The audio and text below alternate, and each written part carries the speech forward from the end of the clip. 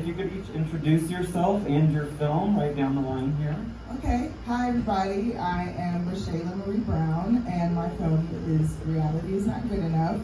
And I just wanted to ask, my mother was in a really bad accident, so she couldn't be here. So I wanted to ask if I could just like do a little video with y'all, just be like, yay, like just so I can show that to her. Absolutely. Okay. So I'm gonna do that just right now, just say like, yay! Yay!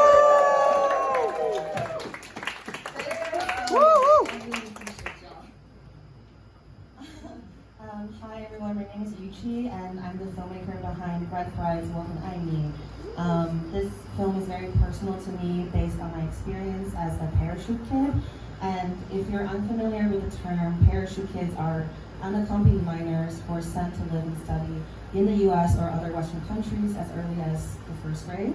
And so for me, when I was 11 turning 12, my parents sent me to go do exactly that in the US against my will. And 13 years later, you know, how I feel about this and how it is to be caught between these two countries have really been transforming. And obviously, I think for the film, visual device-wise, the red threads and the Ponancy poem sort of stand for the filial love and guilt that I feel for both my mother and my motherland. While The Sims, for me, I saw as a metaphor for my 13 years of American experience without citizenship. I started this life simulation game, and there's some language context for the in between. And emotionally, sorry, this is so long, but emotionally, I made this work at the end of my grad school's my thesis, and that also means for me that I will not know how much longer I can stay in the US because it's really hard to find the next long-term visa. And this gives me a lot of anxiety and fear, but when I made it, I felt like I just want to express love and gratitude to my parents, my aunt and uncle, my friends, and this experience, and to myself. And so this is my attempt to draw a conclusion for this moment so that I can start anew again.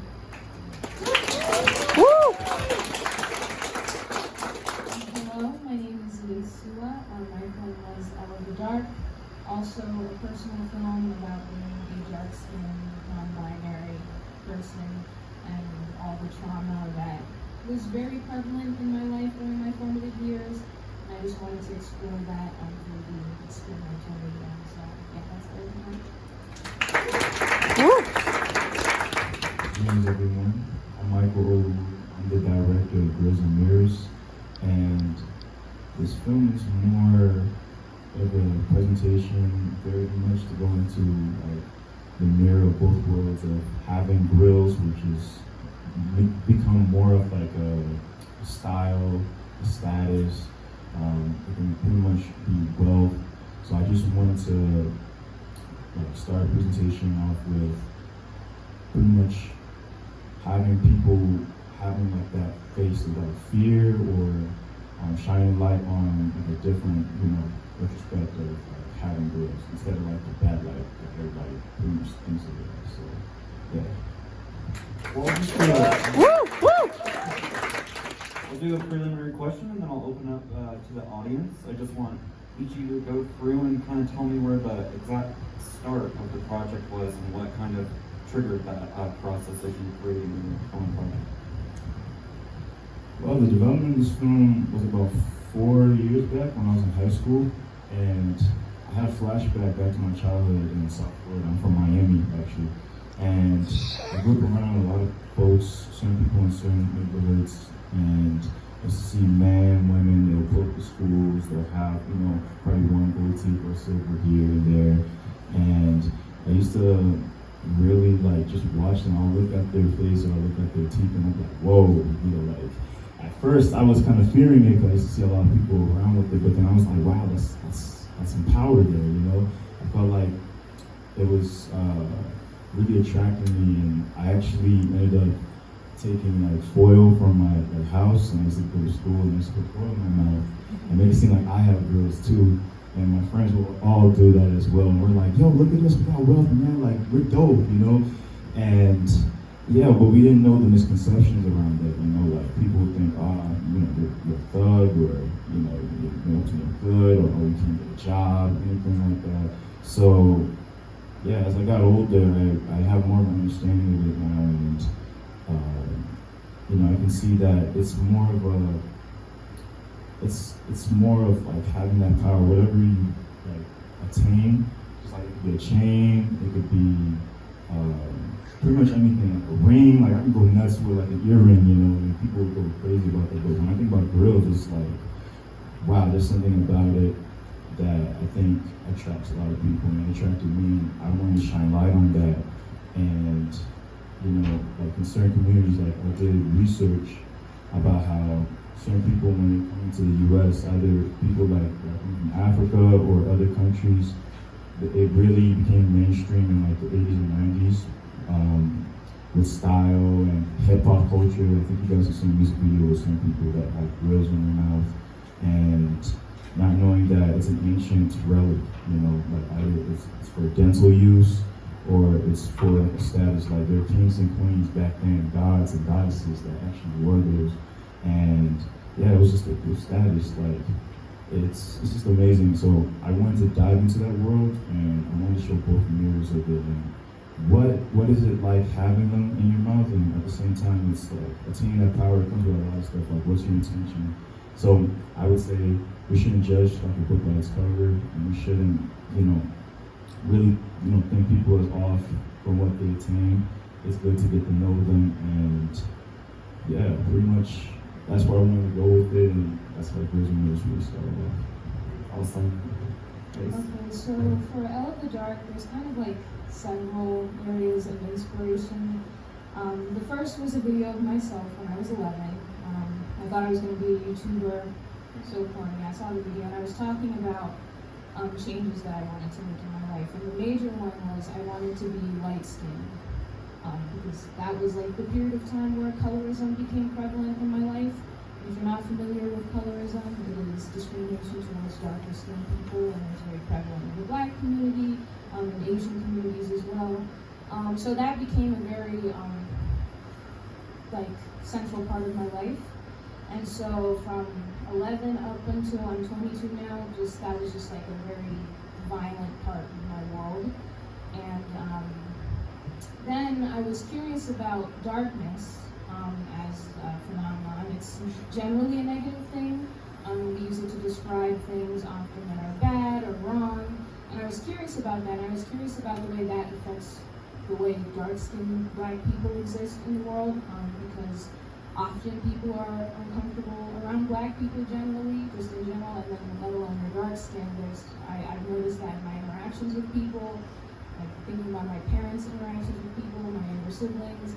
And so I was writing a feature script, also titled Elle of the Dark, and it centers Elle in more of a narrative world where they are a visual artist and they are navigating a relationship with a cishet man, and they kind of have to like, and then there's also this whole thing of, you may have seen it in the film reference of pictures being obtained by someone. So revenge porn is part of that feature script as well. And it kind of has to do with shame tied to darkness, whether that be through my complexion, whether that be through being queer, whether that be through being promiscuous. And that's kind of like what Elle of the Dark, the feature is about, and their navigation of their identity and moving away from heteronormative ways of life that they're still clinging to because they're still grieving what happened to them when they were a kid. And so that's essentially what I wanted to do in short form, less narratively, more abstractly, with just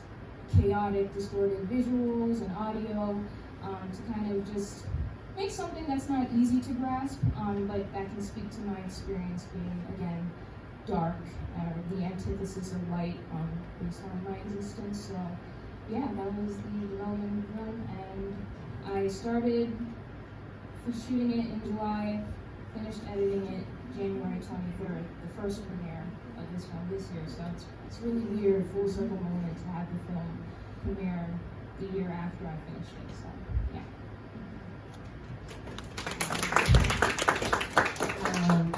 Well, like very literally, I made this work in grad school as part of my thesis, but I think because the work is so personal and I always work with personal themes, it just feels like my life and a piece of me. So I think the start of the project is when I first came to the US, and it will continue probably until I die, but let's see.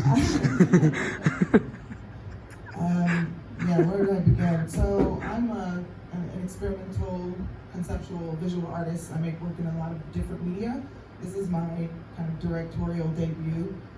That's actually based off of a kind of video art documentary that I made about my mother's actual reality TV experience, that she completely just hated it. And so instead of continuing to go further into the documentary medium, which, as I'm sure you all know, oftentimes presents the challenge of the ethical representation of your subjects and their consent, that I wanted to give the family who was affected by all of this an opportunity to re-perform the kind of stereotypes that they normally associate with a reality television show that oftentimes harm Black women, and also I think to try to convey the nuances of Black identity for a lot of people who tend to only think of it as a one-dimensional thing. Being that my mother is biracial and also has, you know, different political beliefs than a lot of other people would imagine a Black person to have, it's really important to me to represent the diversity of that type of experience, but also with a sense of humor and a sense of care that I think is not about kind of treating your subjects as if they're the butt of the joke, but allowing them to kind of craft that sense of authenticity along with the audience. So that's essentially the project. And I did want to also say that the reality television show that my mother was originally supposed to be a part of was canceled because of the contract negotiation process, where she was the only cast member to actually hire a lawyer, and that's when everything broke down, which made us think that she was not the minor character that they were trying to portray her as, and she was actually a lot more important, and they couldn't do the show without her. So that experience of working with a contract is the reason why she starts with reading what is actually a reality television contract with the language amen at the end, but throughout the universe is legal language, if you didn't know that. And if you work in television, you probably will sign a contract that says they can represent you throughout the universe. Oh yeah, I'll keep it, yes. I really do think it's fake. Does anyone have any questions?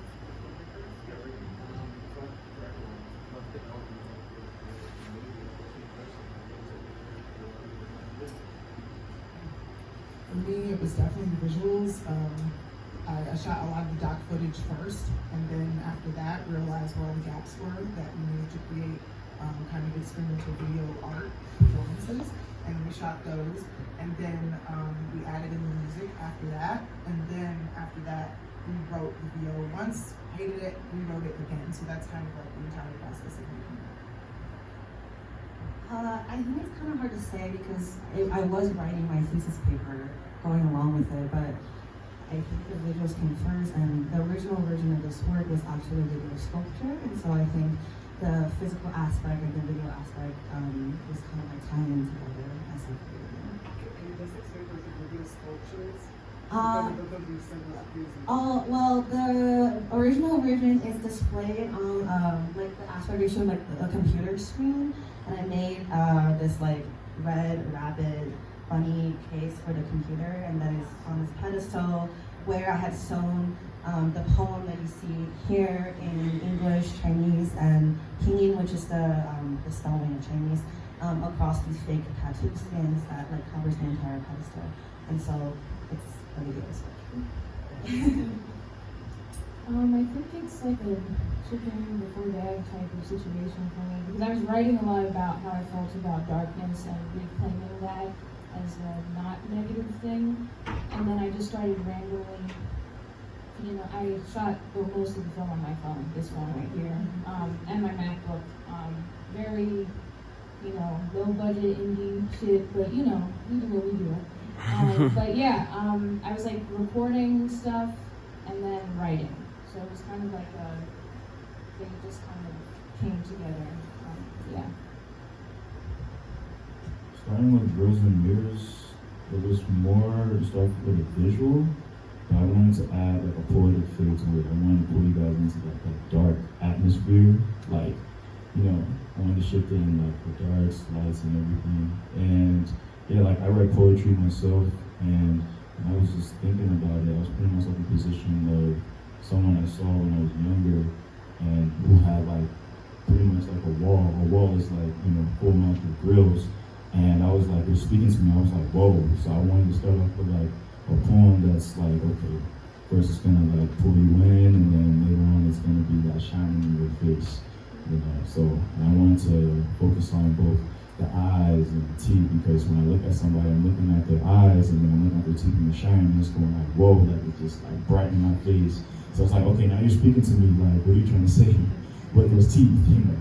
So yeah, that was the development process. And crazy enough, when I filmed this, I was actually working at a movie theater, and I actually didn't go in that day, and the concept came back to me when I woke up in the morning.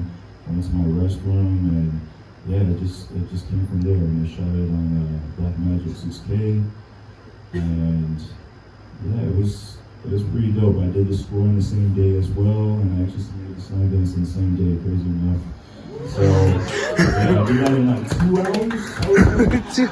So yeah, it was amazing. It's crazy. This project I'm working to turn into a feature film, and also it's gonna tie into my movie tape that I'm dropping this year, so it's going to be pretty cool. You did the whole thing the same day?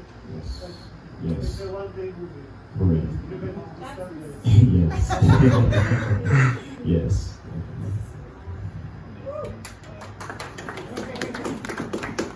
Anyone else have a question before we, So these are all very, you tell very personal. Can you just talk about what that process was like, balancing that vulnerability of what you're sharing with the audience versus what you're Vulnerability. That's it right there.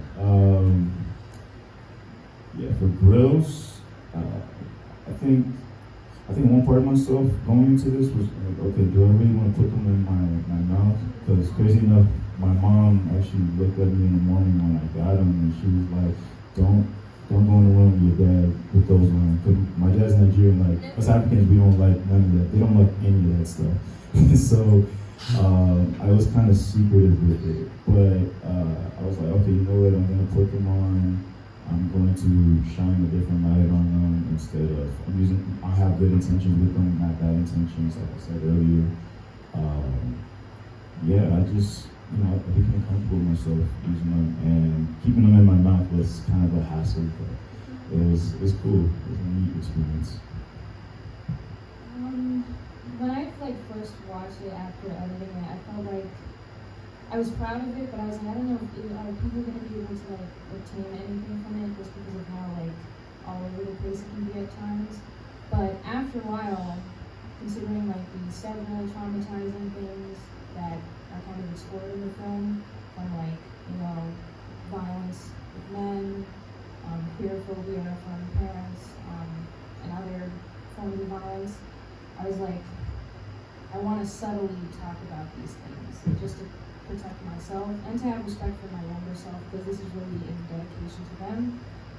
So I think just having a politic of care to myself is why I was able to withhold certain things and still maintain a vulnerability that's evident throughout the film. Because it's at times it is very explicit in nature, which I love, but it's not easy to grasp. I feel, even for myself, there's things that I realized after, there's the one section where there's a projected image of myself that's generating, and I'm reaching out to it, it's towards them, it's the green image, and it's burning in flames, and I realized, I was thinking, that's kind of like self-immolation, in a sense, watching myself burn, a version of myself that I'm trying to attain, that I can never really, because that's not who I am. That idea of womanhood that was forced upon me. So that was a way to talk about that or show that without explicitly saying I wasn't able to attain that, or that I never wanted to attain that. So yeah, if that answers your question. For me, I have always made personal work, and I used to feel really guilty about it because it felt really privileged and self-centered. And so when I started making this film, I really prided myself in being able to be vulnerable. At some point along the way, it became a lot more difficult. But at this point in my life, I have accepted that this is just the kind of artist I am, and this is how I want to learn and live for my life. And so this really, for me, as you see us at the very end, for me, people kept telling me I was hiding under these symbols and layers. And so that was the honesty that I owed myself and the love that I owed myself to show myself on screen. Yeah. Yeah, these are great answers. I'm like, So I'm on screen a lot. My voice is the majority of the audio, but I don't feel like I actually reveal like a lot of my personhood in this. I think it's more about me using my kind of appearance, which is malleable, to make a lot of commentary about the assumptions people make about people who look like me. And I think with my mother, she does a lot of masking as well in her interview. She's not really presenting herself in the way that she normally would in day by day. And I think the most kind of like quote unquote authentic moments you get of her are when she's literally sleeping.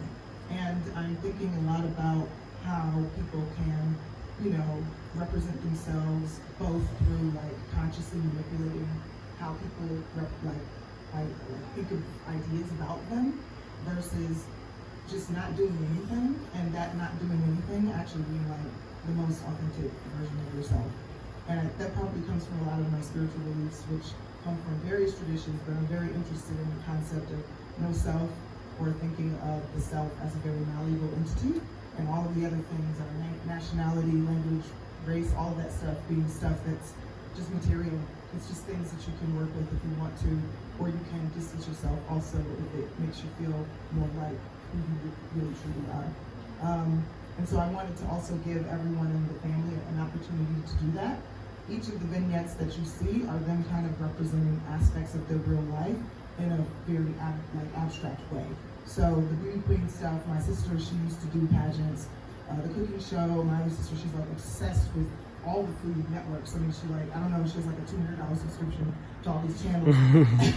She's really like obsessed with it. And you know, my mother, you know, being a very glamorous person, but also kind of like distancing herself from people, even as she's being very charming. Even the children, like them wanting to be involved in the film process, which is what I show at the end, where Bailey like kind of reaches like, can I have the camera please? And so me also actively shooting a scene where they're consciously engaging with the camera is a part of their personalities as little girls who are trying to explore their, you know, creativity. So that's kind of how I think about identity in this particular piece. And I think in a lot of my prior work as a visual artist, my work is like so personal that it might be autobiographical. And in this one, I actually was trying to create a little bit of distance while still kind of using my appearance as that surface, that kind of canvas to do that on. Please thank our beautiful filmmakers for sharing.